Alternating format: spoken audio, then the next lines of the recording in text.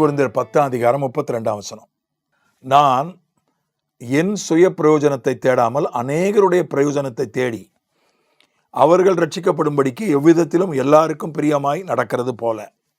அவர்கள் ரட்சிக்கப்படும்படிக்கு எவ்விதத்திலும் எல்லாருக்கும் பிரியமாய் நடக்கிறது போல.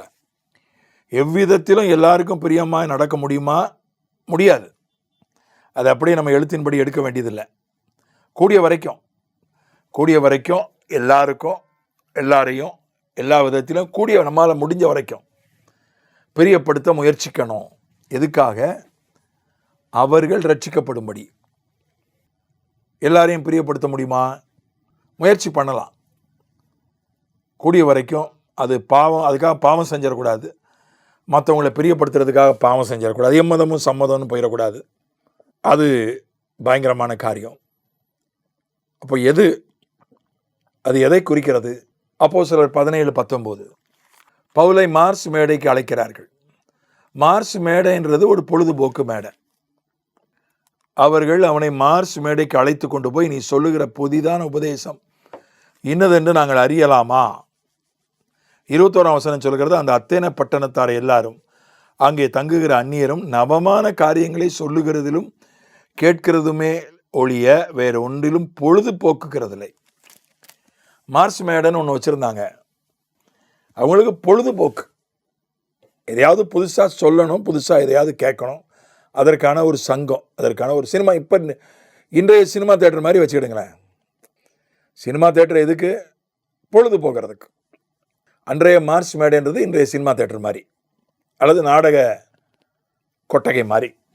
இப்போ சினிமா தேட்டரில் இந்த கூப்பிட்டு நீங்கள் சுவிசேஷம் சொல்லுங்கள், இடைவேளை நேரத்தில் ஒரு 10 நிமிஷம் சுவிசேஷம் சொல்லுங்கள் அப்படின்னு கூப்பிட்டா நம்ம போவோமா?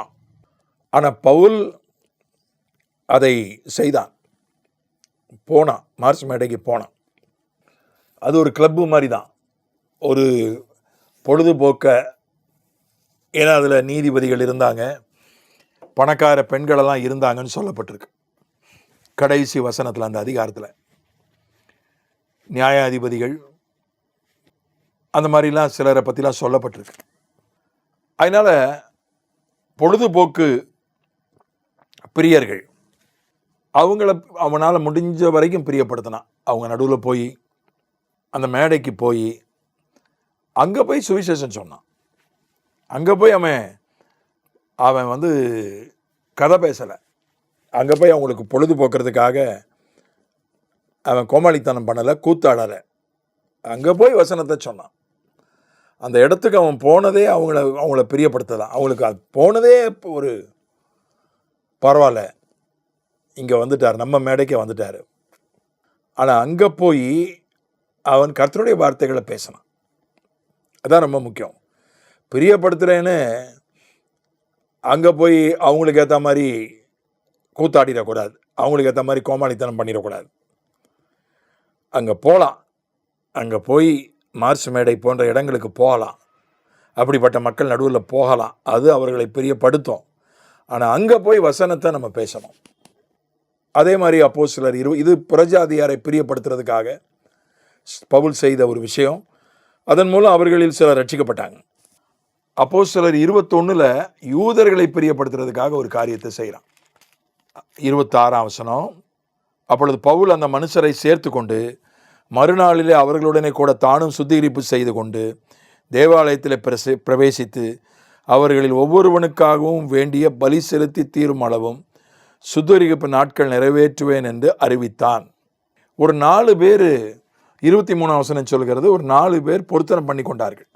பழைய ஏற்பாட்டு பொருத்தனை தேவாலயத்தில் நசரேய பொருத்தனை பண்ணியிருந்தாங்க. ஒரு குறிப்பிட்ட காலத்துக்காக பண்ணியிருந்தாங்க நசரேய பொருத்தனை. ஆகையினால தன்னுடைய முடியை சவரம் பண்ணாமல் இருந்தாங்க, முடியை கத்தரிக்காமல் இருந்தாங்க. அந்த பொருத்தனை காலம் முடிஞ்ச உடனே அதுக்கு சுத்திகரிக்கணும், சில முறைகள்லாம் இருக்குது. இந்த நசரேய விரதத்தை முடிக்கிறதுக்கு 7 நாள் ஆகும். 7 நாள் சுத்திகரிக்கணும், சில காரியங்களை செய்யணும். அதனால் அவர்களோட போய் சேர்ந்து அவருடைய செலவெல்லாம் இவன் ஏற்றுக்கிட்டான். அவங்க 4 பேருக்கு என்ன செலவோ அங்கே பலிகளை செலுத்தணும், தலை சவரம் பண்ணணும், அதுக்கு செலவு உண்டு. அந்த செலவெல்லாம் இவன் ஏற்றுக்கிட்டான். அவங்களோட போய் 7 நாள் தேவாலயத்தில் இருந்தான், தன்னையும் சுத்திகரித்து கொண்டு. ஏன்னா ஒரு யூதன் அதை செய்வதில் தப்பு இல்லை, ஒரு யூத கிறிஸ்தவன் செய்வதில் தப்பு இல்லை. ஒரு யூத கிறிஸ்தவன் இன்றைக்கும் விருத்த சேதனம் பண்ணால் அது தப்பு இல்லை. யூத கிறிஸ்தவனுக்கு அந்த அனுமதி உண்டு. ஆனால் யூதன் அல்லாத புறஜாதி கிறிஸ்தவன் நான் விருத்த சேதனம் பண்ணுவேன்னு பண்ணால் அது தப்பு. அவர்களை பிரியப்படுத்துறதுக்காக ஒரு பாரம்பரிய சபையை சேர்ந்த ஒருத்தர் இருக்காருன்னு வச்சுடுங்களேன். சிலர் ரட்சிக்கப்பட்டுட்டேன், நான் சத்தியத்துக்குள்ளே வந்துட்டேன், அபிஷேகம் பெற்றுட்டேன், பாரம்பரிய சபை காம்பவுண்டுக்குள்ளே போக மாட்டேன்றாங்க. அது சரியல்ல. அங்கேயும் போகணும், அங்கேயும் போய் அவர்களையும் பிரியப்படுத்தணும். நான் 13 வயசில் பிரசங்கம் பண்ண ஆரம்பித்தேன். பிரசங்கம் பண்ண ஆரம்பித்தப்போ நான் பாரம்பரிய சபையில் தான் ரட்சிக்கப்பட்டேன். அதுக்கப்புறம் ஆவிக்குரிய சபையில் போய் அபிஷேகம் பெற்று நான் இனி பாரம்பரிய சபைகளில் முதல்ல கொஞ்சம் வருஷம் பாரம்பரிய சபைகளில் பிரசங்கம் பண்ணினேன். அதுக்கப்புறம் ஒரு தீர்மானிச்சிட்டேன், நான் ஆவிக்குரிய சபைகளில் மட்டும்தான் பிரசங்கம் பண்ணுவேன், பாரம்பரிய சபைகளில் பிரசங்கம் பண்ண மாட்டேன் அப்படின்னு ஒரு தீர்மானம் எடுத்தேன். நானே எடுத்துக்கிட்டேன், கர்த்தர்லாம் சொல்லலை. ஆனால் சில ஆண்டுகள் கழித்து ஆண்டவர் என்னோடு பேசினார். நீயாக ஒரு தீர்மானம் எடுத்தது சரியில்லை. உன்னை யார் அழைத்தாலும், எந்த ஒரு பாரம்பரிய சபையாக இருந்தாலும் யார் அழைத்தாலும் நான் உன்னை அனுப்புவேன் என்றால் நீ என்னிடத்துல கேட்கணும், நான் போகணுமா வேண்டாமா. நீ என்னிடத்துல ஜெபம் பண்ணி நான் உன்னை அனுப்பினால் மட்டும் அந்த இடத்துக்கு போ. நான் உனக்கு என்ன சொல்கிறேனோ அதை மட்டும் அங்கே பேசு. நீயாக அங்கே போக மாட்டேன், இங்கே போக மாட்டேன், நீயா முடிவு எடுக்காத என்று ஆண்டவர் என்னோடு பேசினார். நான் இப்போது அநேக பாரம்பரிய சபைகளில் போய் பேசுகிறேன்.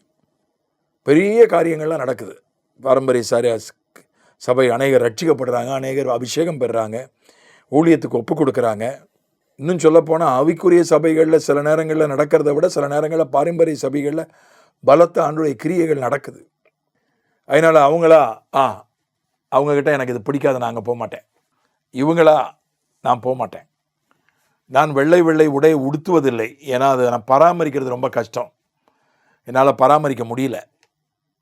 அதனால் ஆனால் சில சபைகளுக்கு போகும்போது அங்கே வெள்ளை தான் அணிகிறதை அவர்கள் எதிர்பார்க்கிறார்கள்.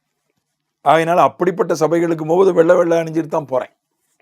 அது அவர்களை பிரியப்படுத்த தான் செய்கிறேன். நான் இல்லை, நான் வெள்ளை அணிய மாட்டேன் என்று சொல்கிறதில்ல. சில சபைகளில் சஃபாரி தான் போடுறாங்க.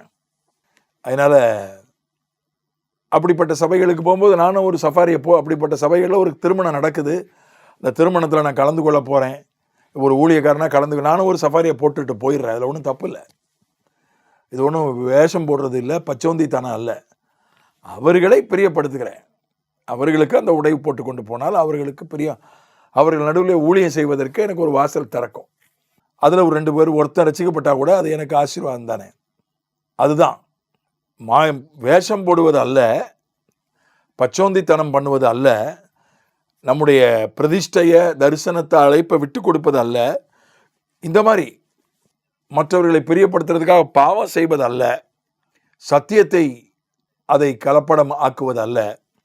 மற்ற விஷயங்களில் எவ்வளவு மற்றவங்களை பிரியப்படுத்த முடியுமோ பிரியப்படுத்த வேண்டும். அது அவர்களை ரட்சிப்புகளை நடத்துவதற்கான வாய்ப்புகளை நமக்கு ஏற்படுத்தி கொடுக்கும். ஆமென்.